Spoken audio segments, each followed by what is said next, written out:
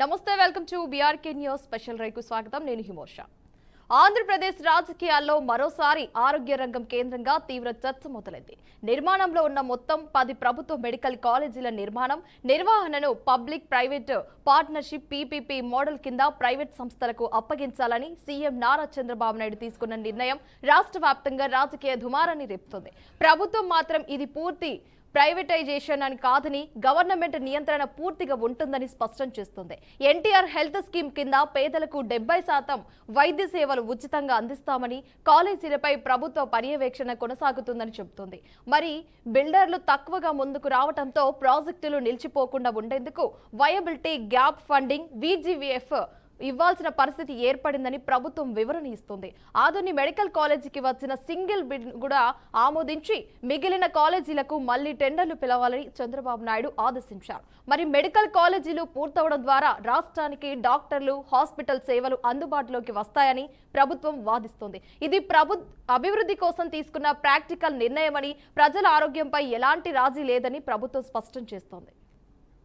అయితే ఈ నిర్ణయంపై వైఎస్ జగన్మోహన్ రెడ్డి తీవ్ర అభ్యంతరం వ్యక్తం చేస్తున్నారు. ప్రభుత్వ నిధులతో నిర్మించిన మెడికల్ కాలేజీలను ప్రైవేట్ సంస్థలకు అప్పగించడం మదర్ ఆఫ్ స్కామ్ అంటూ ఆయన తీవ్ర పదజాలంలో విమర్శించారు. ఈ నిర్ణయం వల్ల వైద్య విద్య పేదలకు దూరం అవుతుందని, ఫీజులు పెరిగి గ్రామీణ ప్రాంతాల ప్రజలకు ఆరోగ్య సేవలు భారమవుతాయని కూడా ఆరోపిస్తున్నారు. ప్రభుత్వ ఆస్తులను ప్రైవేట్ చేతుల్లోకి అప్పగించడం ప్రజా సంపద దోపిడీ అని జగన్ ఆరోపించారు. ఈ నిర్ణయాన్ని వ్యతిరేకిస్తూ వైఎస్ఆర్సీపీ ఆధ్వర్యంలో 1 కోటి సంతకాలు సేకరించి డిసెంబర్ 18 గవర్నర్కైతే సమర్పించారు. ఈ అంశాన్ని కోర్టులో సవాలు చేస్తామని, తక్షణమే ప్రభుత్వ నిర్ణయాన్ని వెనక్కి తీసుకోవాలని డిమాండ్ చేస్తున్నారు. రాష్ట్ర వ్యాప్తంగా ర్యాలీలు, ఉద్యమాల ద్వారా ప్రజల మద్దతు కూడగడుతున్నారు. దీంతో ఇది కేవలం పాలసీ నిర్ణయం కాకుండా అభివృద్ధి వర్సెస్ ప్రజా హక్కులు అనే రాజకీయ పోరాటంగా మారింది. మరి ప్రభుత్వం ఇస్తున్న హామీలు భవిష్యత్తులోనూ కొనసాగుతాయా, లేక ప్రతిపక్షం చేపడుతున్నట్టుగా ఈ నిర్ణయం పేదల ఆరోగ్య వ్యవస్థపై దీర్ఘకాలిక ప్రభావం చూపుతుందా? ఆంధ్రప్రదేశ్ హెల్త్ కేర్ భవిష్యత్తు ఏ దిశగా సాగుతుందో చూడాల్సిందే. రైట్, ఇక ఇదే అంశంపై మనతో మాట్లాడడానికైతే మనతో పాటు సిద్ధంగా ఉన్నారు దేవర మురళి, స్టేట్ టీడీపీ వడ్డెర చైర్మన్. అదేవిధంగా ఇంకో గెస్ట్ కూడా సిద్ధంగా ఉన్నారు, శశికళ గారు, వైసీపీ రాష్ట్ర మహిళా అధ్యక్షుడు గారు. నమస్కారం అండి.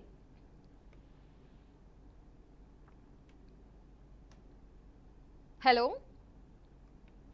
నమస్కారం సార్. నమస్కారం సార్. నమస్తే. అదేవిధంగా శశికళ గారు కూడా వైసీపీ రాష్ట్ర మహిళా అధ్యక్షుడు గారు సిద్ధంగా ఉన్నారు. శశికళ గారు నమస్తే అండి. నమస్కారం అండి. నమస్తే.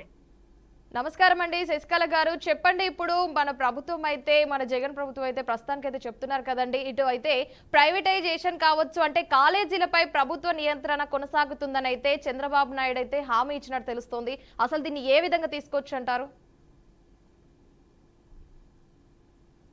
ఇది అంటే బీద వాళ్ళకి కానీ, గ్రామీణ పేద విద్యార్థులకు కానీ చాలా కష్టంగా ఉంటుందండి. ఎందుకంటే ప్రైవేటీకరణ అనేది ప్రైవేట్ కాలేజీలు కానీ, ప్రైవేటు హాస్పిటల్స్ కానీ మన ఆంధ్ర రాష్ట్రంలో అన్ని దగ్గర ప్రైవేట్ ఉన్నాయి. ఇప్పుడు మనకి కావాల్సిందేమి, గవర్నమెంట్కి బీద బడుగు బలహీన పేద విద్యార్థులకి మనము ఒక వైద్య పాఠశాలని మరి అందించాలని, ప్రతి ఒక్కరూ ఒక డాక్టర్ కావాలని ఒక సదుద్దేశంతో జగనన్న స్వతంత్రం వచ్చేప్పటి నుంచి 10-13 కాలేజెస్ మన దగ్గర ఉంటే, మరి అదనంగా 17 కాలేజెస్, అంటే నా భూతో నా భవిష్యత్ అనే రీతిలోన 17 కాలేజెస్ ఎంతమంది సీఎంలు వచ్చినా కూడా ఒక కాలేజ్ కూడా తీసుకొని రాలేదు. కానీ మరి మా అధినేత జగన్మోహన్ రెడ్డి గారు గవర్నమెంట్ వచ్చిన వెంటనే 17 మెడికల్ కాలేజెస్ తీసుకొని వచ్చారు. అది కూడా మెడికల్ కాలేజెస్ తీసుకురావడం ఆయనకు ఒక విజన్ ఉంది. ఎందుకంటే కరోనాలో 2 సంవత్సరాలు కరోనా అట్టుడికి పోయినప్పుడు మన చాలా ఆంధ్ర రాష్ట్ర ప్రజలు ఎంతో మంది పిట్టల్లా రాలిపోయారు. ఇప్పుడు ఎంతో మంది ఆక్సిజన్ లేక, బెడ్లు లేక ఎంతో మంది ప్రాణాలు కోల్పోయారు. దాంట్లో భాగంగానే ఖచ్చితంగా మనకు కూడా ఒక మెడికల్ హాస్పిటల్స్, కాలేజెస్ ఉంటే చాలా మందికి కూడా బీద బడుగు బలహీన ప్రజలకి మరి విద్యార్థులకు మరి ఎంతో మంది డాక్టర్లు ఉంటే కూడా, మన పిల్లలు డాక్టర్లు ఉంటే, మన రాష్ట్రంలోని ఎంతో మంది డాక్టర్లు ఉంటే మరి మనకు కూడా మంచి వైద్య సేవలు అందించుకోవచ్చు అని చెప్పేసి 17 మెడికల్ కాలేజెస్ ని తీసుకొని రావడం జరిగింది. ఈ మెడికల్ కాలేజెస్ ని ప్రైవేటీకరణ చేయడానికి మరి ఇప్పుడు వచ్చిన కూటమి ప్రభుత్వం ప్రయత్నం చేస్తుంది. ఎందుకు ప్రయత్నం చేస్తుందో అర్థం కావడం లేదు. ఎందుకంటే ప్రతి ఒక్కటి ప్రైవేటీకరణ అని పోయినప్పుడు ఇప్పుడు గవర్నమెంటే దాన్ని ప్రతి ఒక్కటి గవర్నమెంటే చేయాలా, కాలేజెస్ కూడా గవర్నమెంట్ ఉండాలా అన్నీ కాబట్టి దానికి ఇప్పుడు already 5 medical colleges already running లో ఉన్నాయి. 2 ప్రారంభానికి సిద్ధంగా ఉన్నాయి. ఇంకా ఉండేది 10 మెడికల్ కాలేజెస్. 10 మెడికల్ కాలేజెస్ ఒక్కొక్కటి జగనన్న 500 కోట్ల చొప్పున వాటికి కేటాయించారు ఒక్కొక్క హాస్పిటల్ కోసము. మరి 50 ఎకరాలు విస్తీర్ణాన్ని కొనుగోలు చేసి మరి విత్ పర్మిషన్ తో సహా అక్కడ మెడికల్ కాలేజ్ కట్టడానికి ఇప్పుడు ఒక 10 ఉండే ఏమున్నాయి కదా, కొన్ని అర్థం వరకు అయినాయి, కొన్ని బేస్మెంట్ లో ఉన్నాయి, ఇంకా కొన్ని ఆల్మోస్ట్ ఇప్పుడు రెడీ అయ్యే స్టేజ్ లో ఉన్నాయి. అంటే వివిధ స్టేజెస్ లో కొనసాగిస్తే చాలా బాగుంటుంది అనేది ఆంధ్ర రాష్ట్ర ప్రజలు ప్రతి ఒక్కరు ప్రతిపాదన అది. ఎందుకంటే మొన్ననే మనం చూసాము, మరి 1,04,00,000 మంది 1,05,00,000 మంది సుమారు 1 కోటి సంతకాలు అంటే మాకు ప్రైవేటీకరణ వద్దు మాకి గవర్నమెంటే ముద్దు అని చెప్పేసి ప్రతి ఒక్కరు సంతకం చేశారు. ప్రతి పల్లెలోను, ప్రతి నియోజకవర్గంలోను, ప్రతి జిల్లాలోను తీసుకొని వచ్చి మళ్ళీ విజయవాడకు అందించి గవర్నర్ కూడా అందించడం జరిగింది. ఇంతమంది వ్యతిరేకత ఉంది. ఎందుకంటే అక్కడ కేటాయించిండేది వైఎస్ఆర్ కాంగ్రెస్ మా అధినేత కేటాయించిండేది ఒక 1 month 2 months లోనే ఇన్ని వ్యతిరేకత లెటర్స్ అన్ని సంతకాలు సేకరణ అయ్యింది. ఇంకా కొనసాగుతూ ఉంటే చాలా మంది వచ్చేవాళ్ళు దానికి. ఇప్పుడు అంటే ఇప్పుడు ప్రతి ఒక్కటి కూడా అన్ని ప్రైవేటీకరణ చేసుకుంటా పోతే ఇప్పుడు ఆర్టీసీ బస్సుల్ని గవర్నమెంట్ నడుపుతుంది, అదే విధంగా మరి గవర్నమెంట్ పోలీస్ వ్యవస్థను గవర్నమెంట్ నడుపుతుంది, మళ్ళీ ఇవన్నీ ఇట్లా గవర్నమెంట్ మరి అదే విధంగా ఇట్లా ప్రైవేటీకరణ చేసుకుంటా పోతే శశికళ గారు ఇది అయిపోయింది కాదు సార్, ఇవి ఎలా అయిపోతాయి? ఇవి అయిపోతాయా? మీకు చాలా అర్జెంట్ ఉన్నట్టుంది కదా సార్, మాట్లాడండి. చాలా అర్జెంట్ ఉన్నట్టుంది. శశికళ గారు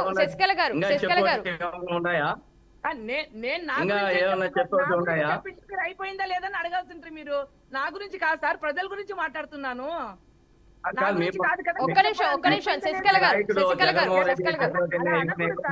ఎందుకు అంటున్నారు సార్ మీరు? నా గురించి చెప్తున్నానా నేను? మురళి గారు మీరు అలాగే ఉండండి. మురళి గారు ఒక్క నిమిషం. అయిపోయిందా లేదా మీది అంటే నేను నా గురించి చెప్తున్నానా? చెప్పేది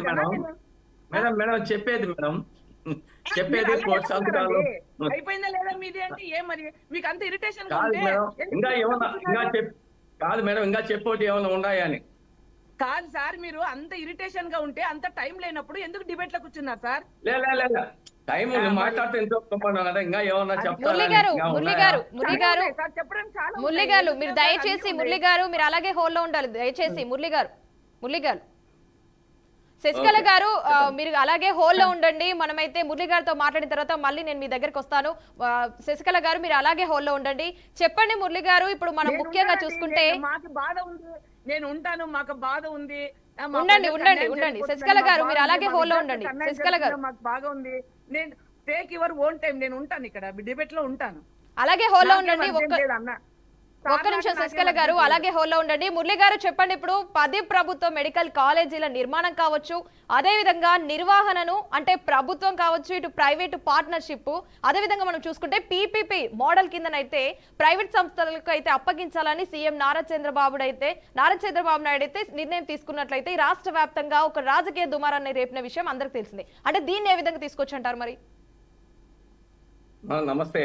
ముందు బీఆర్కే ఛానల్, అదేవిధంగా వైఎస్ఆర్ పార్టీ మరి సోదరి మరి శశికళ గారికి ప్రత్యేకంగా ధన్యవాదాలు తెలియజేస్తూ, ముఖ్యంగా అవినీతి పరుడికి అవినీతే గుర్తొస్తుంది, దొంగకు దొంగే గుర్తొస్తుంది.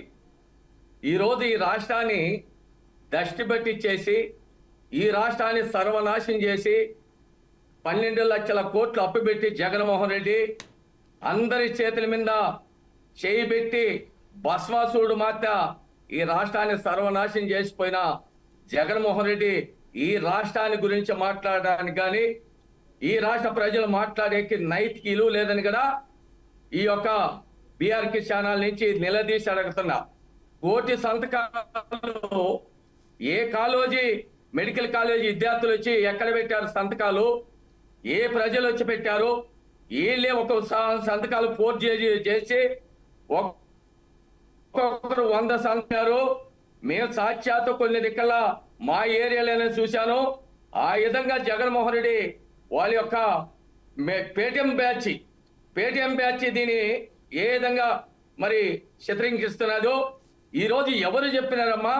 మెడికల్ కాలేజీలని ప్రైవేట్ సంస్థలకు కట్టిపెడుతున్నాం, ప్రైవేట్ సంస్థలకు అమ్మేస్తున్నామని ఎక్కడన్నా ఎప్పుడైనా మా నాయకుడు నారా చంద్రబాబు నాయుడు ముఖ్యమంత్రి కావచ్చు, ఉప ముఖ్యమంత్రి పవన్ కళ్యాణ్ గాని, మా యువ నాయకుడు నారా లోకేష్ బాబు గాని, కూటమి ప్రభుత్వం బీజేపీ గాని ఎక్కడన్నా చెప్పిందా? మీరు విన్నారా? నేను అడుగుతున్నా సూటిగా. ఒక్కటే చెప్పింది. ఏం చెప్పాడు? పీపీసీ కింద కొంతమంది దాతల్ని ఈరోజు మనకు ఫైనాన్స్ గా ఈ రాష్ట్రంలో అన్ని రకాలుగా మౌలిక సదుపాయాలకి ఇబ్బంది కలుగుతున్నది. ఈ రోజు రాజధాని ఒక పక్క నిర్మాణం చేయాలి, పోలవరాన్ని పూర్తి చేయాలి. ఆ రోజు 2021కి జగన్మోహన్ రెడ్డి పోలవరాన్ని పూర్తి చేస్తానని ఆ రోజు హామీ ఇచ్చి ఆ పోలవరాన్ని సర్వనాశనం చేశాడు. అదేవిధంగా అమరావతిని మరి రైతులు 34,000 ఎకరాలు రైతులు ల్యాండ్ కూలింగ్ ఇస్తే ఆ అమరావతిని ఏ విధంగా సుడిగాడు అన్నారు, శ్మశానం అన్నారు. ఆ అమరావతి రోడ్లన్నీ తోలి ఎవరు నందిగామ సురేష్ కావచ్చు, అక్కడనే మరి రామకృష్ణారెడ్డి, ఆర్కే రామకృష్ణారెడ్డి ఇప్పుడు మాజీ ఎమ్మెల్యే కానీ అక్కడనే మెటీరియల్ అంతా అమ్ముకున్న చరిత్ర జగన్మోహన్ రెడ్డి, వైఎస్ఆర్ పార్టీ దానికి తెలియజేస్తూ మెడికల్ కాలేజీలమ్మా, కాలేజీల నిర్మాణం చేసిన చరిత్ర ఆనాడు ఎన్టీఆర్, నందమూరి తారక రామారావు గారు స్వర్గీయ తెలుగుదేశం పార్టీ. ఆనాటి నుంచి నారా చంద్రబాబు నాయుడు గారు అంచెలంచెలుగా మరి అటు తెలంగాణ కానీ ఇటు ఆంధ్రప్రదేశ్ కానీ అభివృద్ధి అంటే మెడికల్ కాలేజ్ అయినా ఏ కాలేజీ అయినా నిర్మాణం చేయాలన్నా, చరిత్ర సృష్టించాలన్నా, చరిత్ర తిరగాలన్నా అది నారా చంద్రబాబు నాయుడు సాధ్యమని కూడా ప్రపంచ దేశాలుగా చెప్తా ఉన్నారు. ఇట్టా జగన్మోహన్ రెడ్డి ఏది దొరకలాయనికి, వాళ్ళకు మాట్లాడే సబ్జెక్ట్ లేదు. వాళ్ళ ప్రజల్ని గాలి కుదిరి పెట్టారు. వాళ్ళు ఓట్లేసి 11 మంది శాసనసభ్యులు చేస్తే ఆ 11 మంది శాసనసభ్యులు కూడా మరి అసెంబ్లీకి వచ్చి మా ప్రజలకి ఇది కావాలి, మా యొక్క నిజవర్గంలో మమ్మల్ని ఓట్లేసి మమ్మల్ని 11 మందిని 11 షార్ట్ షీట్లు ఉంటే 11 మందిని గెలిపించారు. మమ్మల్ని ప్రజల కోసం ఎప్పుడైనా ఒక్కరోజు అసెంబ్లీకి వచ్చి ఈ 1.5 సంవత్సరంలో ఒక్క రోజన్న ఒక్క శాసనసభ్యుడు ప్రజల పక్షాన్ని నిలబడినారా, ప్రజల కోసం మాట్లాడినారా? వాళ్ళకు ఒకటే, దోపిడీ చేసిన వాళ్ళకి దోపిడీ గుర్తుకొస్తుంది. జగన్మోహన్ రెడ్డి అవినీతికి మారిపోయిన నాయకుడు. చూశాం, తండ్రిని అడ్డం పెట్టుకొని 1,00,000 కోట్లు దోసుకొని 43,000 కోట్లు ఈడీ జప్తు చేస్తే ఆఖరికి చెల్లికి ఓట ఇవ్వకుండా దాంట్లో బయటికి నొక్కే చరిత్ర జగన్మోహన్ రెడ్డి. ఆయన ఈరోజు ఈ కాలేజీల గురించి కానీ మెడికల్ కాలేజీల గురించి కానీ మాట్లాడే నైతికి విలువ లేదు. ఈ రోజు నారా చంద్రబాబు నాయుడు ఒక ముందు చూపు ఉన్న నాయకుడు, ఆంధ్రప్రదేశ్ ని స్వర్ణాంధ్రప్రదేశ్ మార్చే నాయకుడు, ఈ ఆంధ్రప్రదేశ్ ని సృష్టికర్త. ఏ కాలువ తేవాలన్నా, ఏ ఎయిర్పోర్ట్ కట్టాలన్నా, ఏ అమరావతి నిర్మాణం చేయాలన్నా, ఏ పోలవరం ప్రాజెక్టు కట్టాలన్నా అది నారా చంద్రబాబు నాయుడు సాధ్యం అవుతారు. కానీ ఇట్లా జగన్మోహన్ రెడ్డిలో ఎంతమంది పుట్టుకొచ్చినా, ఎంతమంది ఈ ఉద్యమాలు చేసినా అభివృద్ధి జరుగుతుంది, అభివృద్ధి చేసి చూపిస్తాడని కూడా తెలియజేస్తాను మీ ఛానల్ ద్వారా. ఎవరమ్మా చెప్పింది? ఏ విద్యార్థులు ఒక్క రోజైనా మేము 1 కోటి సంతకాలు మేము ఈ రోజు స్వీకరించినామంటున్నారు. ఎక్కడైనా ఒక విద్యార్థులు వచ్చి ఎక్కడైనా ఒక ప్యాకార్డు పట్టుకున్నారా, ఒక బ్యానర్ పట్టుకున్నారా? మాకు అన్యాయం జరుగుతున్నది. మెడికల్ విద్యార్థులకి ఈ రోజు మాకు ఉద్యోగాలు లేకుండా పోతున్నాయి అని ఎక్కడన్నా కానీ ఒక్క రోజు వచ్చారా? వీళ్ళే పేటిఎం బ్యాచ్ పెట్టుకొని వీళ్ళు ఒక డ్రెస్సులు తయారు చేసి కొంతమందిని తీసుకొచ్చి రోడ్ల మీదకి వస్తారు. ఇది అసలు వీళ్ళకి మాట్లాడేకి నైతికలు ఉందా, రాజకీయ అనుభవం ఉందా? నిన్న సద్దల రామకృష్ణారెడ్డి మాట్లాడుతున్నాడు. వాళ్ళకి పిచ్చి ముదిరి పరాకాష్ఠ చేరింది. ఓడిపోయినామని ఒక ఆందోళనలో ఏం మాట్లాడుతారో వాళ్ళకే తెలియదు. సద్దం రామకృష్ణారెడ్డి ఏమన్నాడమ్మా? 150కి 200 సీట్లు గెలుస్తాడంట. కాదు, 175కి 175కి మా శశికళ గారు 175కి మీరు అలాగే 200 hold on, సీట్లు ఏ దయచేసి విధంగా శశికళ గారు, పెరుగుతాయి? please. 175కి 200 సీట్లు ఎట్లా పెరుగుతాయి? మీకు ఈ రాష్ట్రంలో మాట్లాడేకి మీ నాయకుడికి ఒక్క నిమిషం, మురళి గారు. సబ్జెక్ట్ తెలుసుకొని మాట్లాడండి. మీకు ప్రైవేటీకరణ గురించి, హాస్పిటల్ ప్రైవేటీకరణ గురించి డిబేట్ లో పిలిచారు మిమ్మల్ని. దాని గురించి మాట్లాడండి. ఇప్పుడు పోలవరం ఎందుకు వస్తుంది, ఇంకొకటి ఎందుకు వస్తుంది, ఇంకోటి ఎందుకు వస్తుంది? మోసం అంటున్నారు కదా. లేదు, మీ నాయకుడు కోల్పోయి ఇంకో అజిలే పోలవరం ఎందుకు కట్టలేదు? ఎందుకు ఎవరు? పోలవరము 72% 2019కి మీరు 5 ఏళ్లలో 1% పనిచేయాల. 5 ఏళ్లలో మూడు రాజధానులని మా శశికళ గారు 3 రాజధానులని 3 రాజధానులని 3 ఇటుక బిళ్ళలు పెట్టలేదు మీ నాయకుడు. మీ నాయకుడు 3 ఇటుక బిళ్ళలు పెట్టలేదు. మీ నాయకుడు 3 ఇటుక బిళ్ళలు పెట్టలేదు. ఇప్పుడు మా నాయకుడి గురించి, మీ నాయకుడి గురించి మాట్లాడడానికి డిబేట్ పెట్టలేదు వాళ్ళు. అక్కడ ప్రైవేటీకరణ ఎందుకు చేస్తున్నారు అనేది డిబేట్. మీరు నాయకుల గురించి ఎందుకు మాట్లాడుతున్నారు? మీ మేము ఈ రోజు నాయకుడు నాకెక్కువ సార్ కాదమ్మా నాయకుల గురించి ఎందుకు శశికళ మాట్లాడుతున్నారు? గారు ఈ రోజు నా నాయకుడు నాకెక్కువ, నీ నాయకుడు నీకెక్కువ, అంతేగాని శశికళ గారు, శశికళ గారు, గురించి శశికళ గారు. మాట్లాడుతున్నారు. ఆ సబ్జెక్ట్ మురళి గారు, మీ సబ్జెక్టు మురళి గారు, మెడికల్ మురళి గారు, కాలేజీల్ని మురళి గారు, ఒక్క నిమిషం మీ వీడియో ఆన్ చేసుకోండి. మీ వీడియో కనిపించట్లేదు మురళి గారు. మురళి గారు, మీ వీడియో కనిపించట్లేదు. దయచేసి మీ వీడియో ఆన్ చేసుకోని మాట్లాడాలండి. మురళి గారు, మురళి గారు, శశికళ గారు, దయచేసి ఒక్క క్వశ్చన్ అడుగుతానండి. ఇప్పుడు హాస్పిటల్ ప్రైవేటీకరణ గురించి మాట్లాడాలి తను. అవునా? మరి ప్రైవేటీకరణ వదిలేసి మరి ఇవన్నీ వేరేవన్నీ ఎందుకు మాట్లాడుతున్నారు? శశికళ గారు, ఒక్క నిమిషం. శశికళ గారు, ఒక్క నిమిషం. 2 సార్లు ఈ రోజు విజయవాడ మునిగిపోయేది. శశికళ గారు, ఒక్క నిమిషం అండి. మనకు టైం కూడా చాలా తక్కువగా ఉందండి. శశికళ గారు, అన్యాయంగా మునిగిపోయే వాళ్ళు. శశికళ గారు, మనకు సమయం కూడా చాలా తక్కువ ఉంది. మురళి గారు, మురళి గారు, కాలేజీల్ని ఎప్పుడైనా చెప్పాడా? ప్రైవేట్ కాలేజీల్ని ఇనమ్మా శశికళ గారు, ఇనమ్మా ఇను. ప్రైవేట్ సమస్యలకి ఎక్కడ కట్టి పెడతా అని చెప్పలా. ఈ రోజు ప్రైవేట్ కాలేజీల్ని గవర్నమెంట్ కాలేజీల్ని కొంతమంది దాతలు వచ్చి మేము ఈ కాలేజీలకి మేము డొనేషన్ ఇస్తాం కానీ కాలేజీలు మేము ప్రైవేట్ సంస్థలకి మీరు కూడా ఇవ్వండి. మీరు కూడా ఇవ్వండి. మీ పేరు కూడా చెప్తాము. తీసుకొని వచ్చారా మీరు? ఒకటన్నా తీసుకొచ్చారా గవర్నమెంట్ కాలేజ్? థ్యాంక్ యూ అండి శశికళ గారు, థ్యాంక్ యూ అండి డిబేట్ లో పాల్గొన్నందుకు. థ్యాంక్ యూ శశికళ గారు, థ్యాంక్ యూ మురళి గారు, థ్యాంక్ యూ అండి.